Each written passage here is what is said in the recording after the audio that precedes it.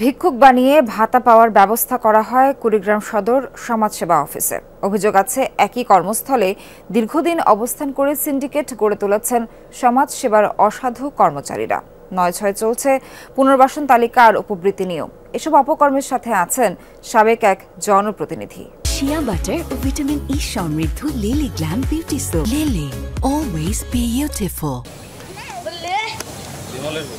অনগ্রসর জাতিগোষ্ঠীর শিক্ষার্থীদের লেখাপড়া চালিয়ে নিতে উপবৃত্তি দিচ্ছে সরকার, কিন্তু কুড়িগ্রামে এই অর্থ বণ্টনে অনিয়মের অভিযোগ উঠেছে।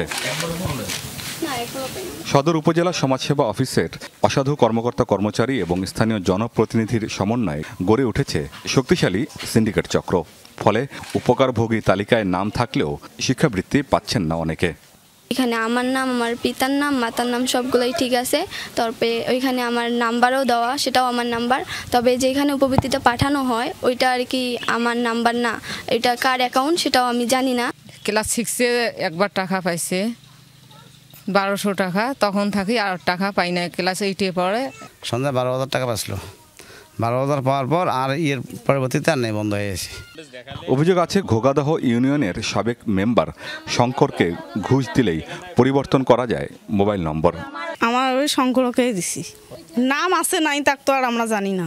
আমরা দিছি নাম এটাই জানি বলে আমরা দিছি, এই কারণে টাকা পাই। কেমন করে বুঝবো বলে আমার তালিকা নাই, আমার নামের টাকা আসি, আমরা বুঝবো কেমন করে? 1000 2000 অফিসের কারবার, একবার কি 500 দিবের ভাই, অফিসে না কোনো কারবার না। সব অস্বীকার করছেন অভিযুক্ত সাবেক মেম্বার। ওখানে এমনি 400-500 টাকা খরচ গেছিল, সেটা তাছাড়া ওদের সাথে আর কোনো আর আমি যাইও না সেটাকে। শুধু শিক্ষা উপবৃত্তিতে নয়, অনিয়মের অভিযোগ আছে পুনর্বাসন তালিকা নিয়েও। ভিক্ষুক নয় এমন পরিবারকে ভিক্ষুক দেখিয়ে দেওয়া হচ্ছে সহায়তা। সমাজসেবায় সেখানে গেছিলাম, এই 2000 টাকা দিছিল আর বাহিতে আমার স্ত্রীকে ডাকছিল। পরে 1 মাস আগে এই ছাগল 2টে ঘরটা ভাঙ দিছি। মেম্বারসে আমি তালিকা দিছি, এখন সবার সেবার থেকেই দিছি। সব অভিযোগ অস্বীকার করে উপজেলা সমাজসেবা কর্মকর্তা বলছেন অনিয়মের সুযোগ নেই।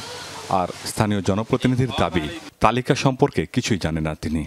প্রতিবন্ধী ও অনগ্রসর জনগোষ্ঠীর শিক্ষা উপবৃত্তি কারা পায় এরকম আমার জানা মতে এরকম কোনো তালিকা আমাদের ইউনিয়ন পরিষদে জমা নেই, বা কে পাইছে বা পায় কিনা এটাও আমার জানা নেই। প্রতিবন্ধী শিক্ষা উপবৃত্তি ওরা নিতে চায় না, কারণ ওরা ভাবে যে এই শিক্ষা উপবৃত্তিটা একসময় বন্ধ হয়ে যেতে পারে, কিন্তু জেনারেল ভাতাটা আজীবন পাবে। যার ফলে আমার এইখানে ওরা এই ভাতাগুলো নিতে অনিচ্ছুক, বেশিরভাগই তারা জেনারেল ভাতা নেওয়া চাচ্ছে।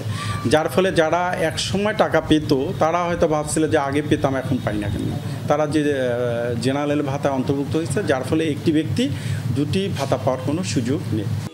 প্রতি মাসে 500 টাকা হারে উপবৃত্তি এবং সর্বোচ্চ 1200 টাকা পর্যন্ত প্রতিবন্ধী শিক্ষা উপবৃত্তি দেওয়া হয় সমাজসেবা দপ্তর থেকে। আমিন বাবু, যমুনা নিউজ।